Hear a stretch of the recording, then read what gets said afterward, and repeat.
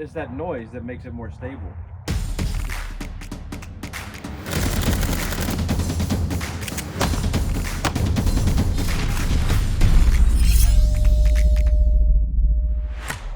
So I want to figure out how I can shoot some groups like this, and that one I will have to take credit for as my group. Dry fire work is all about making sure, like with the wall drill or whatever, is making sure that trigger press doesn't move the gun. And then all of a sudden I show up here ready to roll and I start pulling the trigger and it's moving the gun.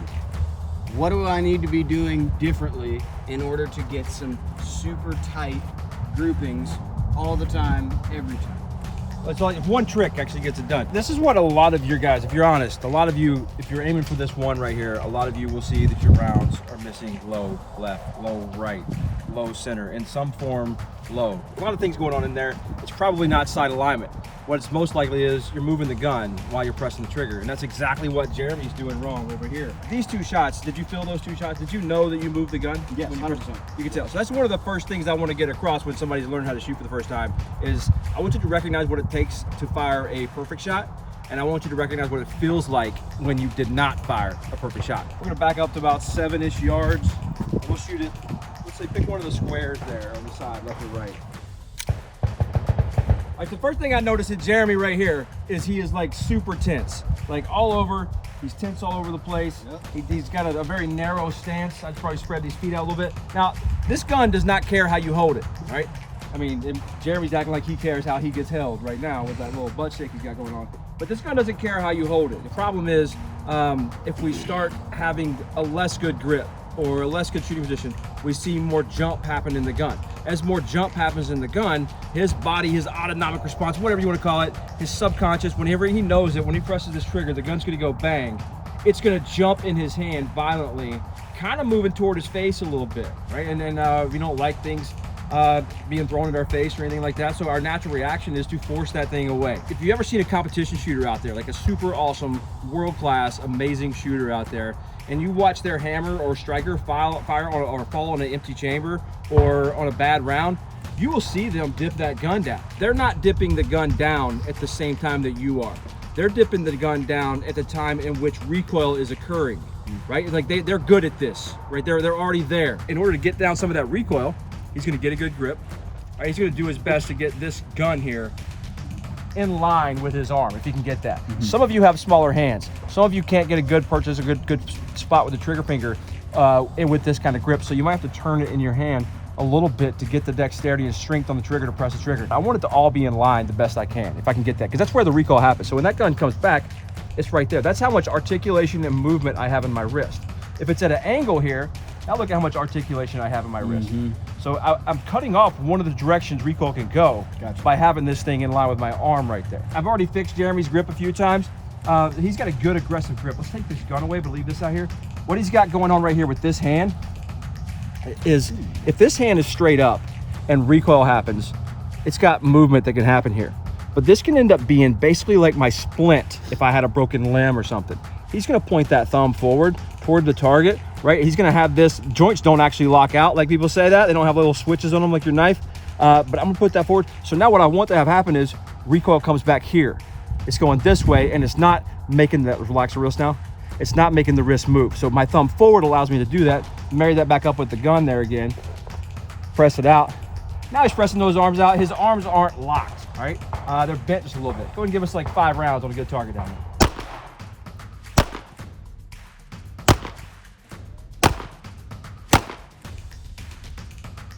All right, so one of the biggest questions that I have is exactly how much pressure I should be squeezing this thing together without bouncing the gun around. Well, you seem tense like everywhere, right? Yeah. You need to relax a little bit on the gun. So press your arms out, right? Let's take them all the way out to full extension. Okay. All right, now we back that off just a little bit and turned our elbows up a little bit. Right, we feel pressure here, right? And we've got some tension all in here, but we also have shock absorber for the recoil. See how we got a little bit of movement, but it's strong? Like that's a good shock absorption right there. Now you're leaning back a little bit, right? We need to stand up tall. Yeah, there you go. And not just your butt out this time, Jeremy. He's leaning into it right here. He's got his elbows just out out more than they are down. Shoulders, we're gonna have those not push forward. Like I don't do the whole push forward on the shoulders thing, because that's one more place where we could absorb a little bit of recoil and keep that next shot. When I'm talking about absorbing recoil, the benefit to that is I'm decreasing my split times, right? I'm being faster from shot to shot. In between my shots, I'm able to achieve a higher level of precision because I can shoot sooner, and I'm not forced to shoot faster. So I can get the sight alignment I need, press the trigger, because I get to start on that shot process sooner because I've got less recoil. Now, trigger finger. When you place your finger on the trigger, this is where there's a lot of discussion about this. I'm a fan of letting the trigger finger fall naturally on the trigger. So with a good grip and everything else is right, when he lets his finger fall naturally on the trigger, you can go ahead and do it. Go ahead and aim in. That's where I would want my trigger to be. The location that I don't have to remind it to be at 2 a.m. at the gas pumps when I need to use my gun. This is natural, and we're trying to defeat what the body does naturally. It takes a lot more money and time and ammunition to do that. So let's go with what's natural because it works. All I need to do is make this trigger finger move without moving any other part of my body. That's all we need to do. Shoot that 4 in the center target off to the right.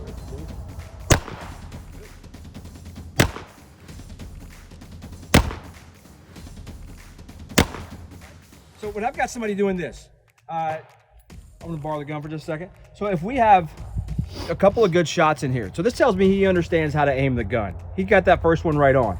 I see that a lot. The first shots in a sequence are right on, or when somebody's a brand new shooter. Actually, the person behind the camera right now, when she was a brand new shooter the other day, her first shot was dead on, and then they started to back off a little bit, but then we fixed a couple things, and she has been on ever since. That's what I see all the time with brand new shooters, is the first shot's on where they don't know what to expect with recoil. And then they've met recoil and the jump and the noise. And then their body starts saying, no, we gotta make sure this doesn't hit us. We gotta force the gun down. So now we're combating that for the rest of our time shooting for the rest of our lives. The best way to do that I found is one, I need to learn my trigger. I need to learn that this 5-pound trigger, what I perceive 5 pounds to feel like. I don't need to press a 5-pound trigger with 27.5 pounds of pressure. I'm creating more of an opportunity for like the rest of my body to move in the process if I'm clinching up to apply that much pressure to a trigger. So if I know what 5 pounds feels like right here, and I add 1 pound of pressure, 2 pounds of pressure, 3 pounds of pressure, my perception of 4 was about when it went bang right there. Let's get in the habit of pressing the trigger perfectly. So when our sight's there, I can apply that slow, methodical building of pressure trigger press. Eventually, I want to take that out of first gear and do that in 6th gear. And I want to have an instant movement from the trigger to the rear without moving the gun. So let's do those things. Our grip and our position looks good. I definitely think that because I want to shoot really fast, really accurately, I'm probably I'm foregoing a lot of the things that I should be doing right slowly, and just trying to get ahead of the game to be like super awesome right out of the gate. Well, that last one that you shot reminded me of something I told you a minute ago before the camera was rolling. You have to wait until your sights are back on the target before you press the trigger. The gun's gonna talk to you. You tell the gun to go bang by pressing the trigger without moving anything else. The gun tells you it's ready to go bang when the sights are exactly where it needs to be, whether it's iron sights or a red dot. I also think that's where the tension is coming from, because I want to make sure that this thing doesn't move at all and I'm ready for the next round type of thing. So that's something you're thinking about. You're trying to get that thing perfect, but you're trying to force it in there because like you go to the gym and stuff. The real issue here is discipline, all right? I need to have the discipline to where and also the understanding of my own capability. So I know I can't shoot at this pace, or I can't shoot that fast. I just saw you shoot like 3 in a row off, right? But you still did not change your behavior or what you were trying to do. So I have the discipline to go a little bit slower so we can go faster later on. Stay under control.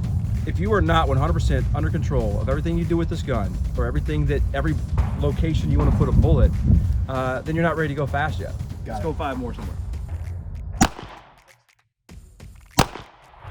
Slow down, get those sights perfect, take up the slack, go to the wall, 1 pound at a time. 1, 2, 3, that's dead on, all right? 1 pound at a time, sights are perfect, everything's good. Back under control, 1 pound at a time, don't get in a hurry. So look what he's doing over here. If you see every 2 shots, maybe every 1, he's pulling this hand off and fixing it, all right? Like this hand's coming loose. Is this gun jumping out of this hand? Nope. So this thing keeps moving. It's not jumping. It's not. You're not losing this left grip a little bit at all. Oh, maybe a little bit, yeah. Yeah, that's what it looked like you were why fixing. Maybe mm-hmm. It's a problem that I've had for years. A lot of people do too. So we'll go ahead and cover that too. So if I have my right hand on the gun like I shoot, and then I've got my non-firing hand on the gun, this non-firing hand is actually a little bit further away from my body than this hand is. So it's easier for this hand, this left hand, to accidentally get locked out, to get straight at the elbow. If this elbow here is bent at all, and this elbow here is straight at all, if that's happening to you in the slightest, if this is locked and this was bent, every time you shoot, it's gonna jump out of that hand a little bit. When you do lose it, check your elbows. Make sure the gun is in the center of your body, right here. Check your elbows. I want to be as even as possible. If the gun is off to the right, I'm probably gonna jump out of that hand. If the gun is in the center of my body, I'm gonna reduce the chances of losing that non-firing hand grip. It's the center of my body. Make sure I really got a good grip. Let's go for that 2. 2. Let's relax a little bit on that grip. Ah, see, I almost jumped. Ah, You're so bad at this. I am.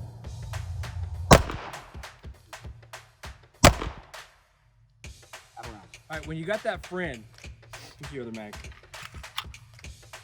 Another empty magazine. Wait. There you go. Anyway, so I'm gonna do a little trick with Jeremy here. You stand right here. Just an unknown condition, right? He doesn't know what condition his gun's in. I took it from him. I hit it with my body. I made some noise with it, and then I handed it back to him safely. He took control of it. Now he doesn't know if this gun's gonna fire or not. This is a great drill with a buddy to see if you're gonna see if you're moving the gun while you're pressing the trigger, because some of these are gonna be dry, and it's something that Jeremy said he's had an issue with, where he's dry firing, he shoots great, right? Gun doesn't move. Put some rounds in. I think we're all a lot guilty of that. So go ahead and give us a shot somewhere. He doesn't know what condition it is. Treat all these as if it's a dry fire. All right, hand it back to me. And for the 1.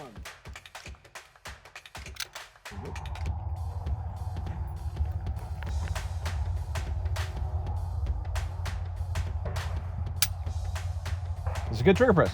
All right.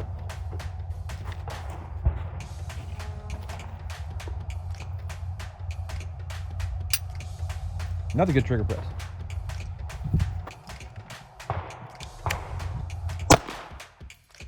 A little bit low right. Did you feel a different trigger press? Did the gun move? The gun moved. Did you move it a little bit? No, I sort of assumed that the 3rd round might be the one. Oh my God. If you guys out there don't really have any friends, if you're like Jeremy, and you want to be able to do this drill, here's a really easy way to do it. I'll take my magazine, it's loaded. I've got a round in the chamber, it's ready to go. And I'll just put that in my pocket, and I'll just aim in, fire my shot, and then my next shot will be dry. I fire it, pull out my magazine, back in the gun, magazine back out again. You get a little weapons manipulation practice in here too, a little bit of loading and unloading. Some of the same motions that you would do for reloading the gun or any kind of tactical speed reload, whatever you're doing. Fire my next shot. Magazine back in. And then so on and so forth. So fun little easy drill to do if you're having that problem out there where you're losing the grip with that left hand. You got a little way to fix that. All right, check those elbows, get to the center of your body. I bet you'll fix that up. Missing the gun, missing your shots, hitting low on the target like a lot of folks out there. You know, add some pressure to the trigger 1 pound at a time. Learn exactly what your trigger feels like. Then start working on moving that thing directly to the rear immediately when it's time to fire that shot. But do that without moving anything else in your body. That's the only secret to shooting guns good. Point the gun where you want the bullet to strike. Make the gun go bang without moving it. That's really the only 2 things you have to do for accuracy. That's it, nothing else. Everything else helps. Everything else makes it easier. That's really all you got to do. Word. Well, that's gonna about wrap it up for us today. I appreciate you guys being able to watch how horrible I am at this.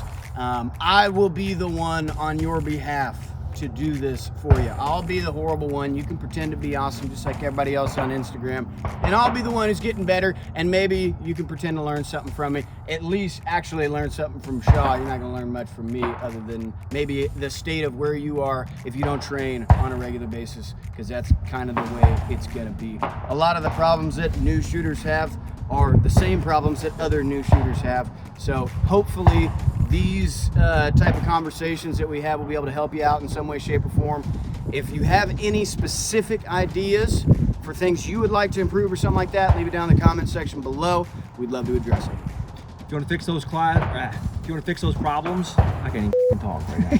If you want to fix those problems right in person, we have classes out here every month here in the Dallas-Fort Worth area. We'd love to see you come down.